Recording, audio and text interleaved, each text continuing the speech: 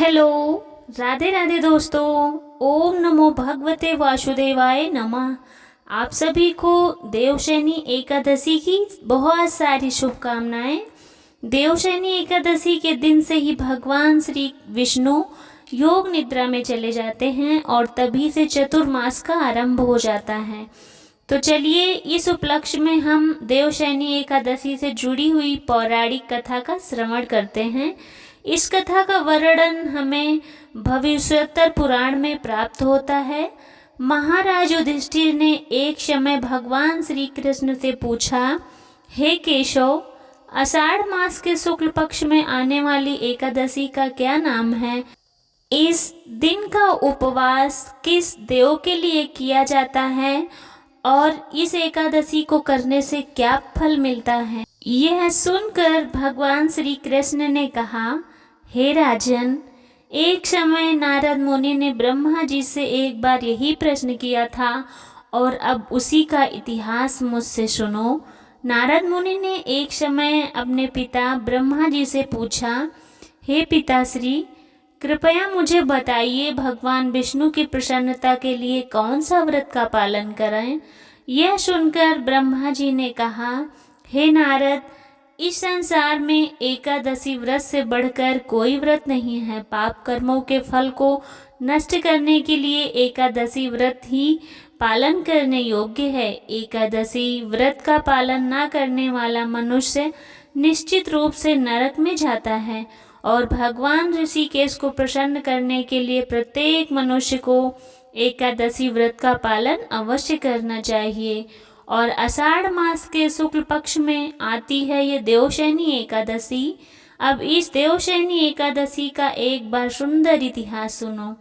एक समय राजा मानधाता नामक एक सज्जन राजा राज्य करते थे, जो कि संपूर्ण पृथ्वी पर अपना शासन करते थे।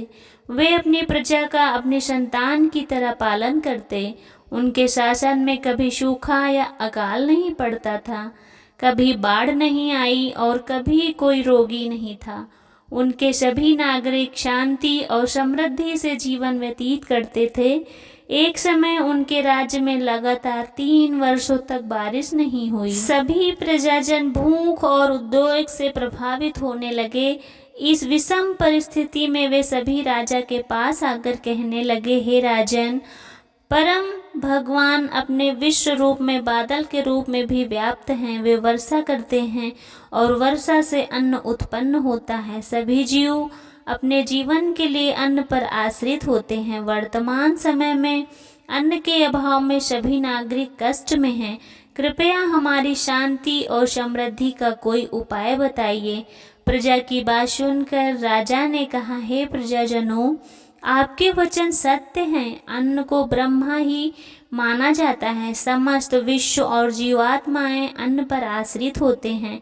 शास्त्रों के अनुसार राजा के पापों के परिणाम स्वरूप प्रजा को कष्ट भोगना पड़ता है। यद्यपि मुझे अपना कोई भी दोष नहीं दिखाई दे रहा जिसके कारण आप सबको कष्ट हो रहा हो, लेकिन फिर भी मैं अपनी प्रजा के हित के हेतु संभव हर प्रयास करूंगा। इतना कहकर राजा मानधाता ने अपनी सेना के साथ वन में प्रवेश किया।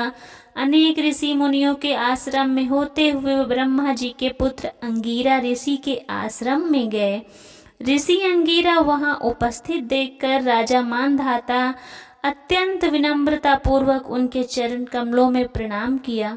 फिर राजा ने कहा, हाथ जोड़कर ऋषि की स्तुति की और ऋषि अंगीरा ने अत्यंत विनीत और वात्सल्यपूर्ण रूप से राजा का आशीर्वाद दिया। तत्पश्चात अंगीरा ऋषि ने राजा के आने का कारण पूछा और उनके राज्य को क्षेम कुशलता के विषय में समाचार पूछा। ये सुनकर राजा ने उत्तर दिया, हे ऋषिवर, मैं धर्म के नियम अनुसार ही अपने राज्य का पालन करता आया हूँ। फिर भी पिछले 3 वर्षों से मेरे राज्य में वर्षा नहीं हुई। मेरी प्रजा अत्यंत कष्ट में है और उनकी सहायता नहीं कर पा रहा हूँ मैं, इसलिए आज मैं आपकी शरण में आया हूँ। कृपया मुझे वो उपाय बताइए जिससे मेरी प्रजा शांतिपूर्वक जीवन यापन कर सके, सौभाग्य प्राप्त कर सके। ये सुनकर ऋषि अंगीरा ने उत्तर दिया, हे राजन, वर्तमान सतयुग सबसे श्रेष्ठ युग है। इस युग में लोग परम ब्रह्म के उपासक हैं और ब्रह्मा के 4 स्तंभ विद्यमान हैं, लेकिन इस समय में मात्र ब्राह्मणों को ही तपस्या करने का दायित्व दिया गया है। इसकी अपेक्षा आपके साम्राज्य में कोई एक शूद्र है जो तपस्या कर रहा है। वो ब्राह्मण नहीं है, लेकिन फिर भी किसी कारण से वो तपस्या आरंभ कर चुका है और इसी के फलस्वरूप इस अधर्म के कारण ही आपका राज्य सूखे या फिर दुष्काल की परिस्थिति का अनुभव कर रहा है। इसलिए आप इस शूद्र का वध कर दीजिए, आपके राज्य में सुख और समृद्धि वापस आ जाएगी। ये सुनकर राजा दुखी हो गए। राजा ने कहा, हे महर्षि, मैं तपस्या में लगे हुए किसी निर्दोष व्यक्ति का वध कैसे कर सकता हूँ? मुझसे ये नहीं हो पाएगा। कृपया अगर संभव है तो आप मुझे कोई दूसरा उपाय बताइए। ये सुनकर ऋषि ने कहा, हे राजन, तुम सच में पिता वात्सल्य हो और धर्म तथा नीति का पालन करने वाले हो। अगर तुम उसका वध करने में असमर्थ हो तो फिर पद्मा या फिर देवशैनी एकादशी का व्रत का पालन करो। यह एकादशी आषाढ़ मास के शुक्ल पक्ष में आती है। इस व्रत के प्रभाव से निश्चित रूप से आपके राज्य में वर्षा होगी।